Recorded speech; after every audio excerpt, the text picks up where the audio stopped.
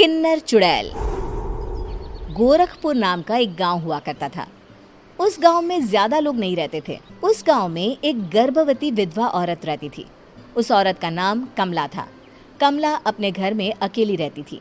उसके पति की सारी जायदाद उसके नाम हो गई थी, पर सभी गांव वाले उस औरत को मनहूस औरत समझा करते थे और सभी उससे नफरत किया करते थे।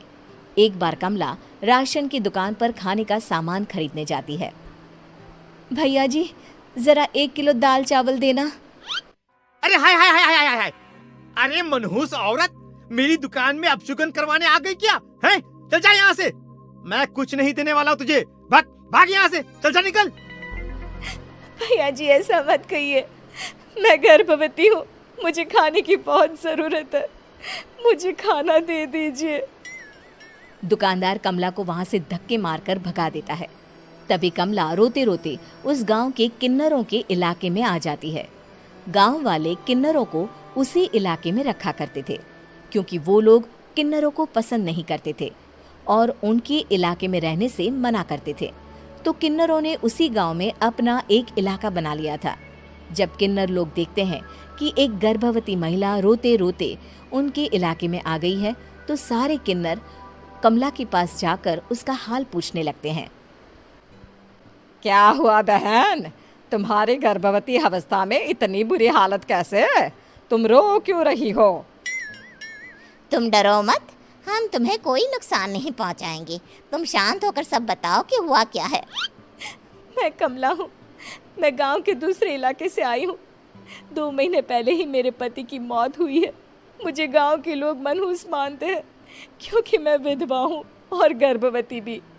वहाँ के लोग मुझे खाने के लिए कुछ बेचने के लिए भी तैयार नहीं, जिससे मेरा गुजारा नहीं हो रहा था। कोई बात नहीं कमला, हम तुम्हारा ख्याल रखेंगे। किन्नर लोग कमला को एक खाली घर में रहने के लिए जगह दे देते हैं और उसकी देखभाल भी करते हैं।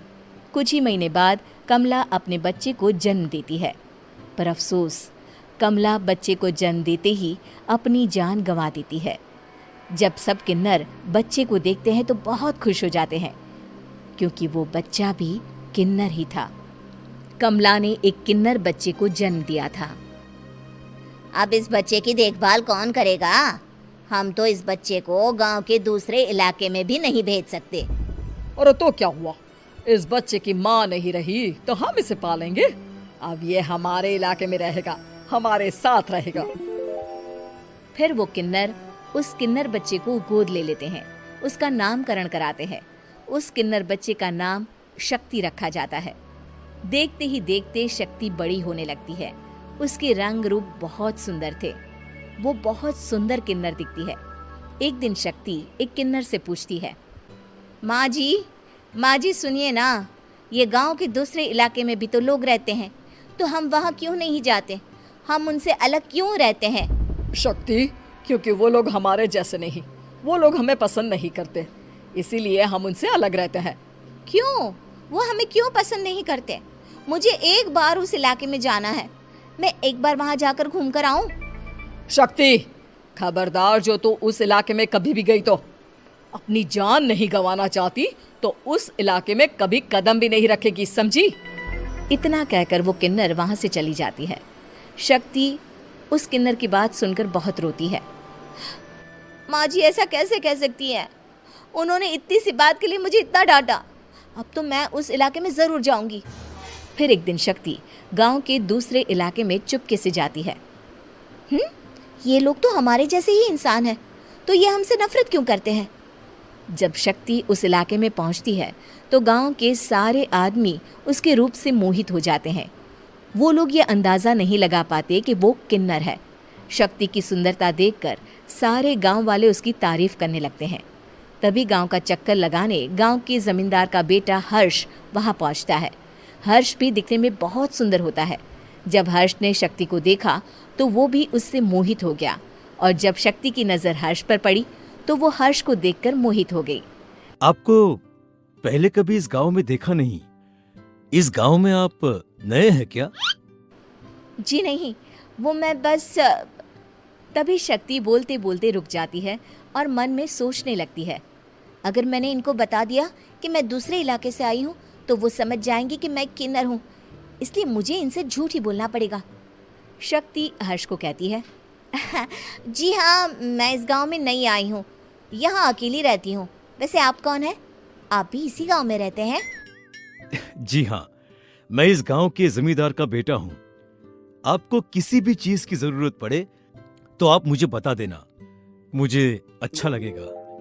ऐसे ही शक्ति और हर्ष एक दूसरे से रोज मिलने लगते। वो दोनों अपने प्यार का इजहार करने एक दूसरे से मिलने जाते हैं। तभी शक्ति का पीछा करते करते एक किन्नर वहां आ जाती है। शक्ति, शक्ति, मैं तुमसे बहुत प्यार करता हूँ। मैं तुमसे शादी करना चाहता हूँ। क्या तुम मुझसे शादी करोगी? हाँ हर्ष, मैं तुमसे शादी करूँगी, पर मैं तुमको अपने बारे में एक सच्चाई बताना चाहती हूँ जो मैंने तुमसे छुपा कर रखी है। तभी उनके बीच में ही वो किन्नर आ जाती है। शक्ति, तेरी हिम्मत कैसे हुई ऐसा करने की? वो किन्नर शक्ति को खींचकर गांव के जमींदार के पास ले जाती है। हर्ष भी वहां शक्ति को बचाने के लिए पहुंच जाता है।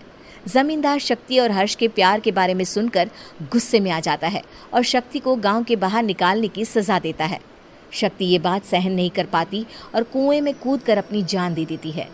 जमींदार हर्ष की शादी गांव की एक लड़की से करवा देता है, पर हर्ष इस शादी से खुश नहीं होता। शक्ति अपना बदला लेने के लिए मरने के बाद किन्नर चुड़ैल बन जाती है। अब मैं इन गाँव वालों को नहीं छोड़ूंगी, अब इनसे मैं अपने प्यार का बदला लूंगी।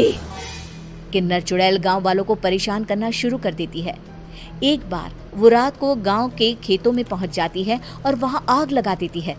सारी फसल जल के राख हो जाती है। जब एक आदमी रात को उठकर देखता है कि खेत में आग लग गई है तो वो वहां पहुंच जाता है।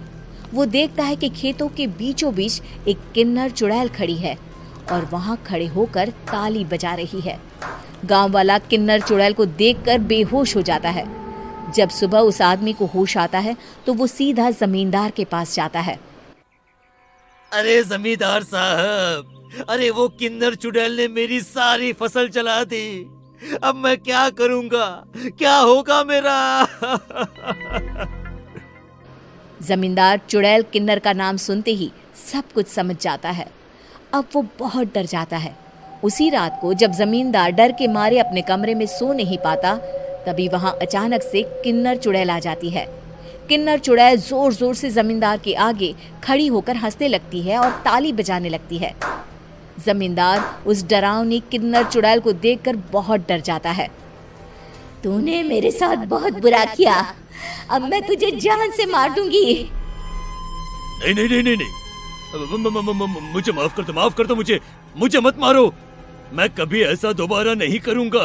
अब तुम जो बोलोगी वही मैं करूंगा।